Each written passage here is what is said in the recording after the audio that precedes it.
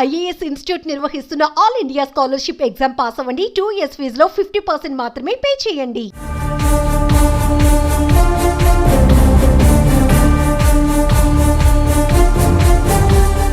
వివాదాలకు care of address ఆమె ఏం మాట్లాడినా హాట్ టాపికే, ఏం చేసినా వివాదమే. కొన్ని నెలల నుంచి వివాదాల చుట్టే ఆమె రాజకీయం నడుస్తోంది. నెల రోజుల కిందట ఆమె చేసిన వ్యాఖ్యలు పెనుదుమారం రేపి సద్దుమణుగుతున్న తరుణంలో ఓ వీడియో కాల్ సాక్షిగా మరోసారి వార్తలోకి ఎక్కారు. ఇంతకీ ఎవరామె, ఏమిటా వీడియో కాల్ సందేశం, ఇప్పుడు చూద్దాం ఈ వీడియోలో.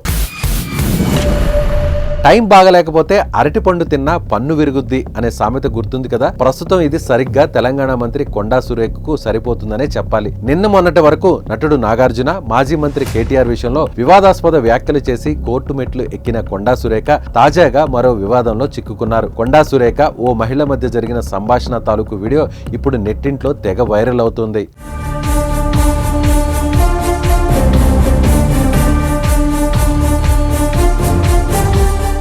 ఆ వీడియోలో ఓ యువతితో మంత్రి సురేఖ మాట్లాడుతూ, ఈరోజు మా అందరికీ పండుగ ఉంది, బిర్యానీలు తెప్పిస్తున్నాం, చిన్న పాప పేరుతోటి మా టీం అంతా కూడా ఎంజాయ్ చేస్తోంది. బిర్యానీ ఉంటే బీరు ఉంటుంది కదమ్మా, అఫీషియల్ సెలబ్రేషన్ అంటే అఫీషియల్గా ఇచ్చేది, ఇక అన్అఫీషియల్ అంటే అని ఆమె అన్నారు.